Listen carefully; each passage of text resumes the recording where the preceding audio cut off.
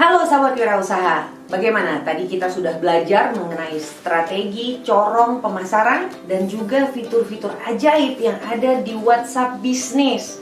Nah teman-teman, tujuan kita kan mau naikin penjualan. Caranya adalah dua. Pertama, membesarkan ukuran corong pemasaran kita. Yang kedua, meningkatkan tingkat konversi kita. Solusinya melalui konten. Tapi untuk membesarkan corong pemasaran, sebenarnya yang paling sederhana adalah menambah kontak di HP bisnis kita. Coba saya tanya teman-teman, berapa sekarang jumlah kontak di handphone teman-teman?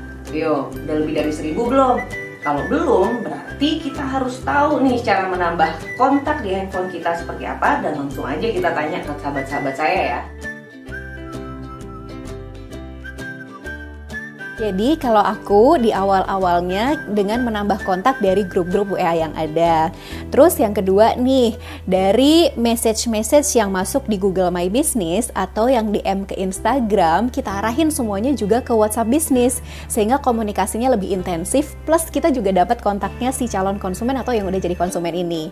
Ada lagi nih sebenarnya, karena Coklat Dalam ini punya toko dan juga sering pameran, kita juga siapin yang namanya buku tamu. Di buku tamu itu si calon konsumen atau konsumen bisa menuliskan nama, alamat email, dan juga kontak. Jadi kita juga punya deh kontak-kontak calon konsumen yang kita masukin ke WA bisnis kita juga.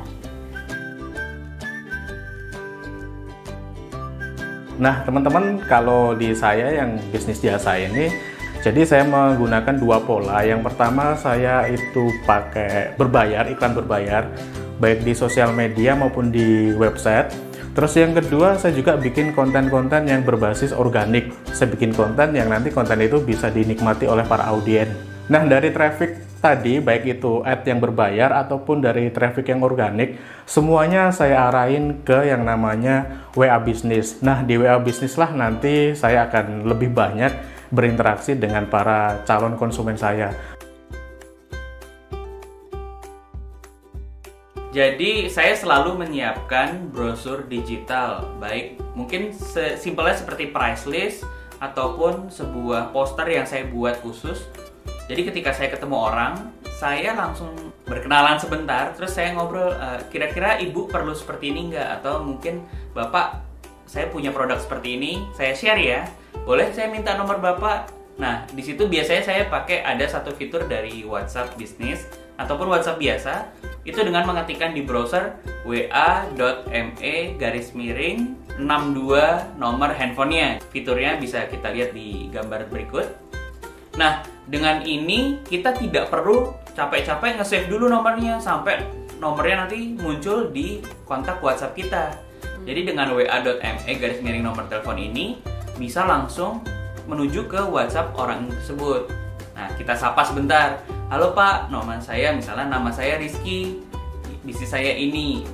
Berikut adalah brosur saya ataupun price list yang bisa kita kirimkan. Nah, setelah kita dapat kontak-kontak tersebut, saya biasanya melakukan pelabelan.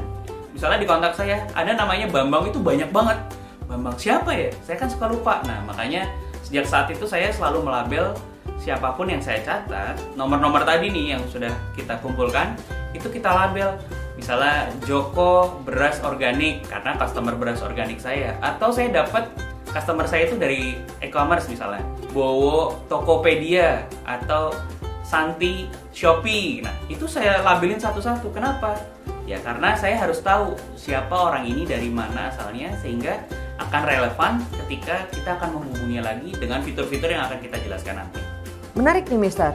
Saya mau nambahin ya teman-teman ya, khususnya bagi teman-teman sahabat wirausaha yang konsumennya merupakan bisnis alias perusahaan. Kenapa?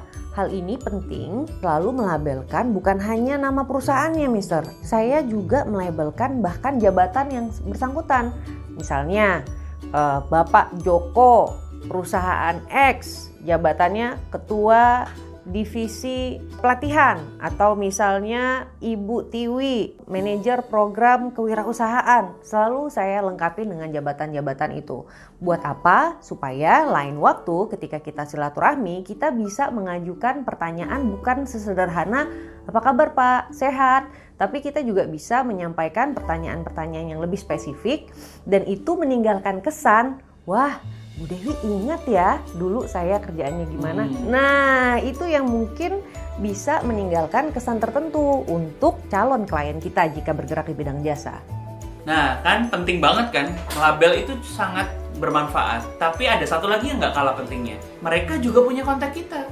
Ketika kita menghubungi mereka, mereka juga tahu siapa sih nomor ini, bukan hanya nomor kosong yang tidak mereka tahu. Jadi kalau udah lepas dari pertemuan itu mungkin saja mereka lupa. Ingat ya, ketika mereka tidak menyimpan nomor kita, mereka tidak akan bisa menerima broadcast yang kita kirimkan ke mereka. Nah itu kan bahaya banget tuh. Jadi percuma kita punya kontaknya dia, tapi dia nggak punya kontak kita. Akan sulit untuk broadcast. Kalau Mbak Maika punya tip khusus nggak nih?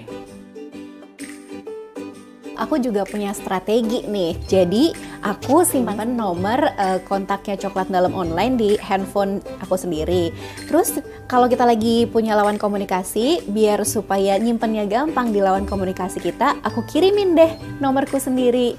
Aku contohin ya, aku kirim ke Mr. Popo nih ya. Nah, enaknya nih kalau udah aku dikirimin kayak gini, kan jadi lawan komunikasi kita cuma tinggal satu langkah aja nih. Save aja gitu langsung. Langsung di save gampang. Lebih gampang kan gitu daripada kalau misalnya kita minta lawan komunikasi kita nge-save nomor kita.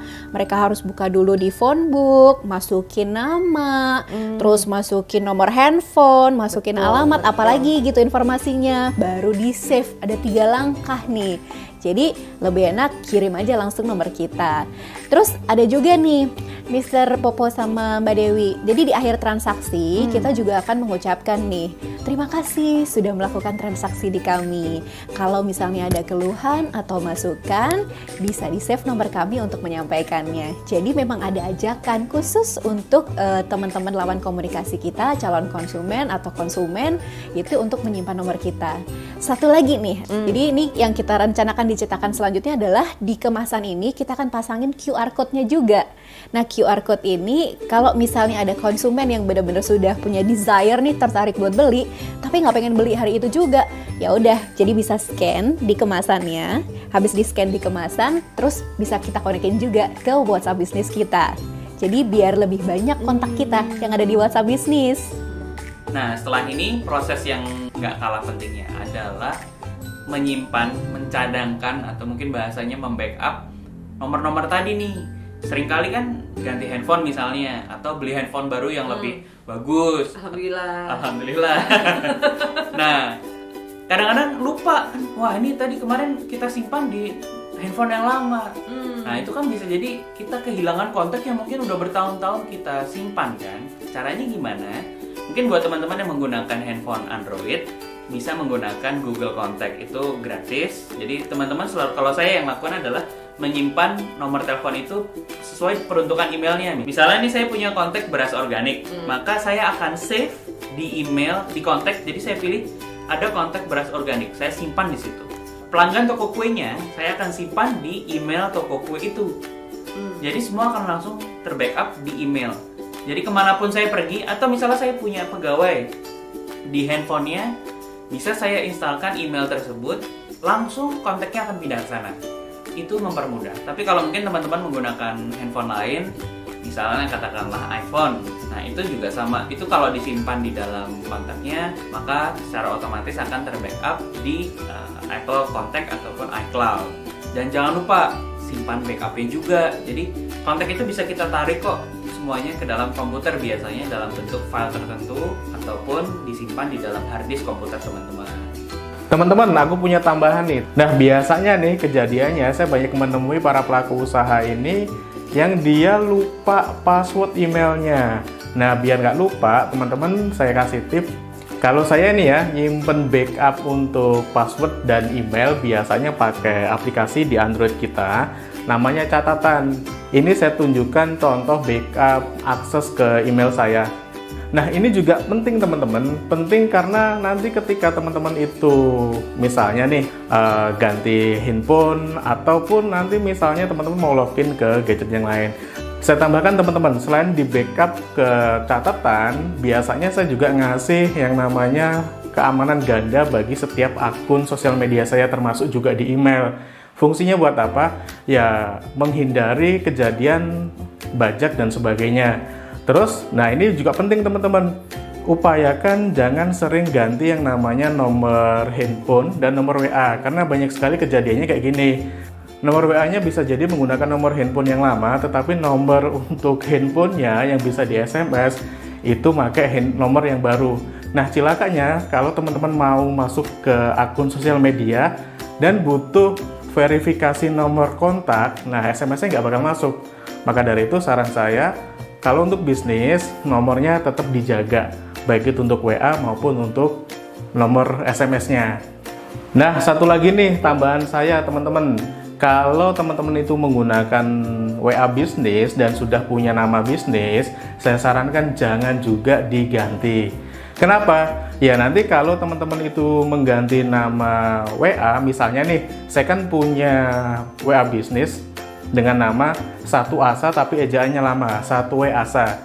Nah, misalnya saya ganti dengan nama Satu Asa dengan ejaan biasa. Nah, itu bisa kedetek sama si WA sebagai ya semacam spamming lah. Nah, akibatnya nanti kita itu tidak bisa menggunakan nama bisnis lagi di WA di nomor kita itu. Jadi saran saya kalau memang sudah firm dengan nama bisnisnya, saran saya tetap gunakan itu sampai kapanpun, biar itu juga memudahkan. Dan WA ini menurut saya cukup bagus juga. Kenapa? Karena biar nama bisnis yang kita pakai ini kelihatan profesional, tidak gonta-ganti kayak gitu. Saya pun berusaha untuk selalu menggunakan nama yang sama untuk bisnis saya. Nah, itu tips tambahan dari saya, Mr. Popo. Nah, itu tadi kita sudah dapat tips yang banyak banget. Saya coba recap satu-satu. Yang pertama, teman-teman harus punya cara untuk mengumpulkan kontak yang banyak. Yang kedua, melabel semua kontak itu. Yang ketiga, pastikan mereka menyimpan kontak kita juga agar fitur broadcast di WhatsApp bisa kita pakai. Yang keempat, data-data kontak tadi jangan lupa di backup baik di Google Contact maupun di Apple iCloud. Bisa juga teman-teman backup di komputer teman-teman. Yang kelima, jangan sering-sering ganti nomor. Saya lanjutin. Yang keenam, ini juga penting, yaitu jangan gonta-ganti nama bisnis. Apalagi kalau kita sudah berkomunikasi dengan konsumen menggunakan aplikasi WhatsApp bisnis.